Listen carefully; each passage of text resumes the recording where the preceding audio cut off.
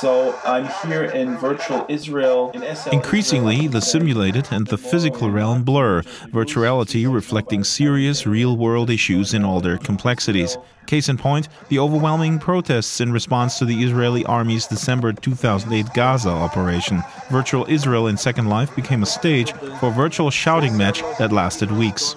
Doron Friedman, who runs the Advanced Virtuality Lab at the Interdisciplinary Center's Sami Ofer School of Communications, was in Tel Aviv when Israeli bombs started targeting Hamas installations. When he logged onto SL, two people engaged in a conversation, relatively civilized and intelligent even, but then the other demonstrators shouted at the guys talking to me, we're here to show our outrage and not to talk to the Zionist pigs. Doron says he was disappointed yet not surprised that even in this simulated environment it was difficult to hold peaceful discussions. It's all a matter of expectations. Even if you have 10-20% of the people trying to reach an understanding, I still think this is better than the physical world in which the two groups would not be together because then there would be actual violence. Activist Alex Joe Magic, Alex Nissen in real life, a member of the Coalition of Women for Peace, has seen plenty of violence. When this Australian citizen with an Israeli passport is on the ground in Gaza, her life is on the line,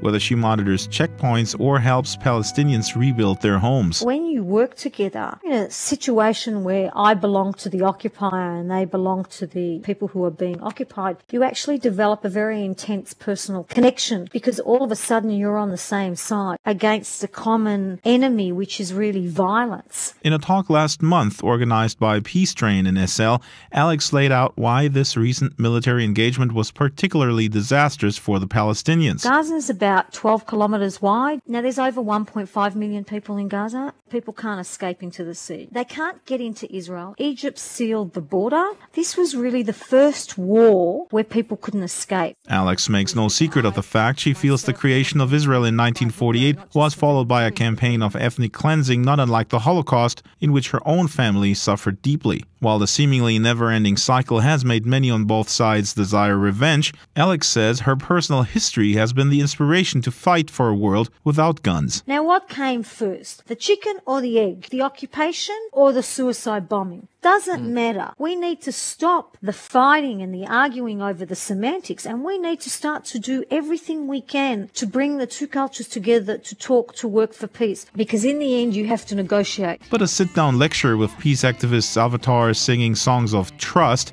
is certainly different from a face-to-face meeting between bitter enemies. What role can virtual worlds like Second Life really play in serious attempts of conflict resolution? Researcher Doron Friedman has observed real-life as well as internet-based resolution meetings and says 3D platforms should not be underestimated. Virtual worlds could be the middle ground. On the one hand, it would allow people to have meetings which are not possible geographically, and on the other hand, the experience would be more meaningful and emotional, so that the effect would be stronger than just some text chats. This assessment is echoed by Dr. Hanan Gazit, who teaches at the Holon Institute of Technology.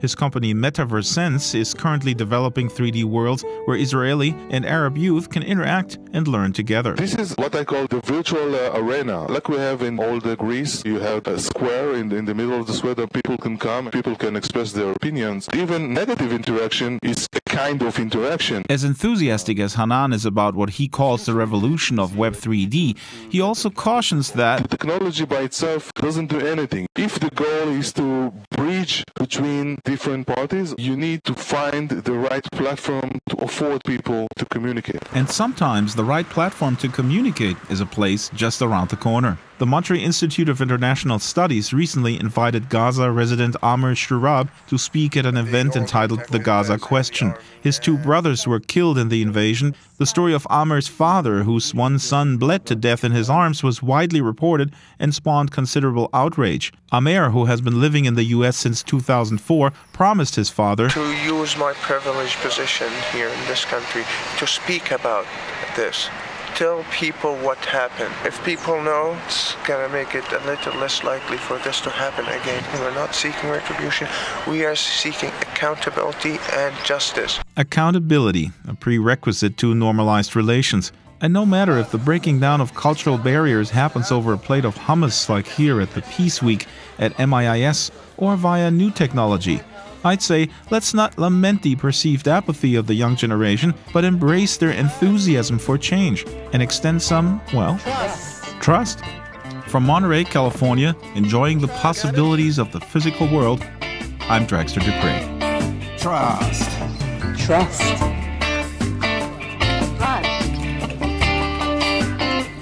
Trust. Trust.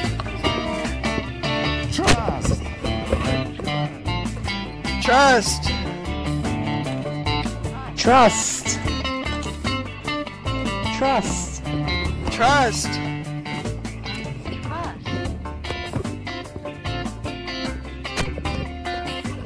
Trust. Trust.